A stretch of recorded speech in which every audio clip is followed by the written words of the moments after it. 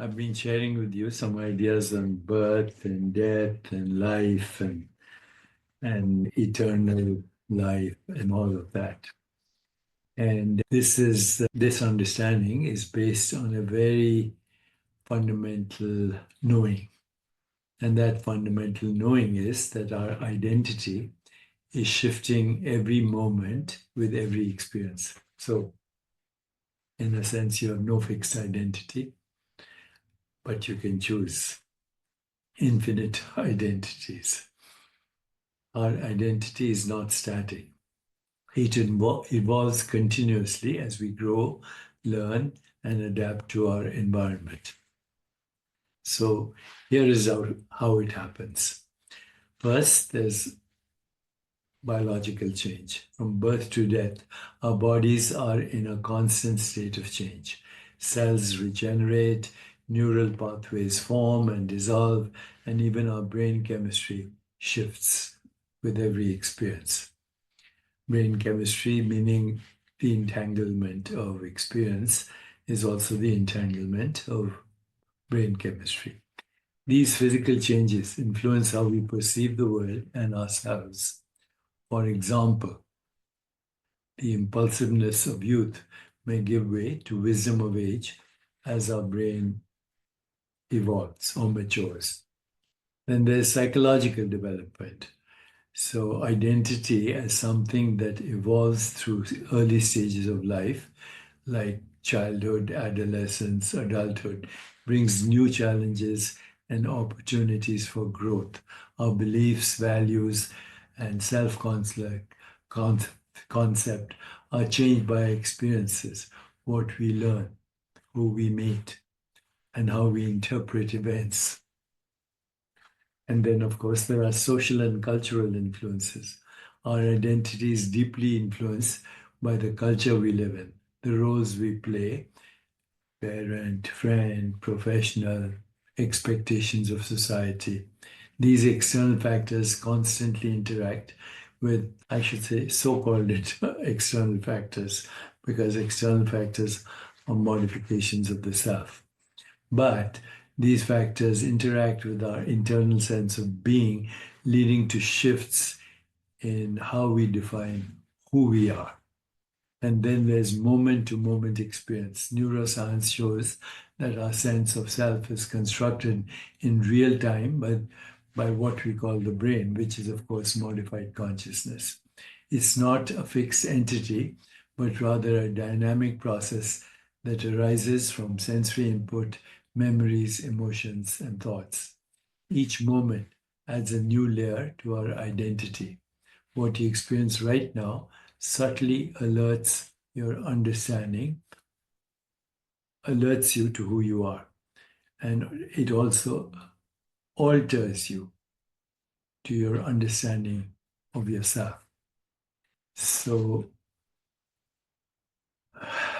then what is at the core of all this? All these different identities? Well, philosophically, that core is Atman, pure awareness, which is beneath the ever-changing body and mind, an unchanging essence.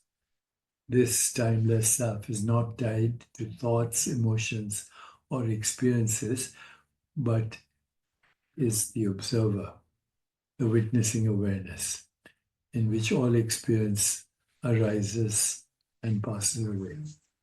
Imagine watching a river flow.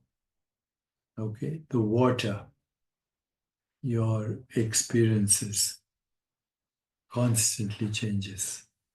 See, the water is constantly changing what you see as the flowing river. But the river bed, your timeless self, remains steady beneath it. So many psychologists will also argue that while our personality traits and behaviors may shift over time, there is a sense of continuity, a narrative thread that ties together our life story. This narrative self helps us make sense of who we are across time by weaving together past experiences into a coherent identity.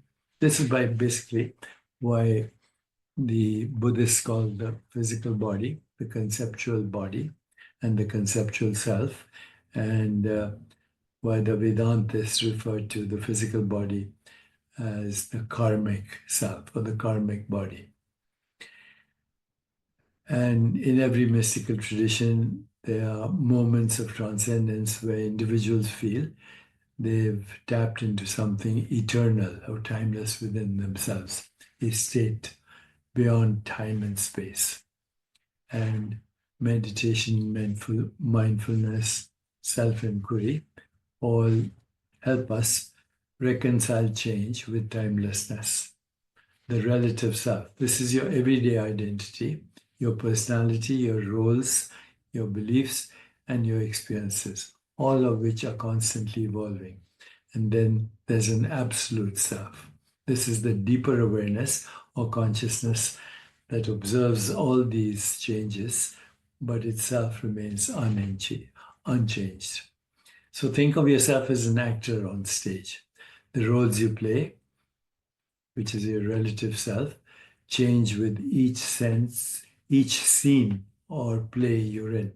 But behind every role is the same actor, the absolute self, who remains constant no matter what character they portray. This has huge practical implications. Number one, you begin to embrace change. You recognize that growth and transformation are natural parts of life. Your shifting identity allows you to adapt to new characteristics and evolve as the process we call a person. And by cultivating this self awareness, you can connect with the timeless aspect of yourself, the observer who remains steady amongst life's changes. You live authentically. Knowing that your relative self is fluid gives you permission to reinvent yourself as needed while staying true to your deeper essence. Also, you let go of attachments and aversions, your job title, your social role, your money, whatever gives you self worth is actually not the true self. True self is going beyond the attachment. You have to things that are constantly changing. So it's our destiny to play an infinity of roles, and yet at some point recognize that we are not the roles you play. We are not the roles we play. We can choose infinite roles to play. And that's the fun of existence. Let me know if you enjoyed this, and if you did, please share.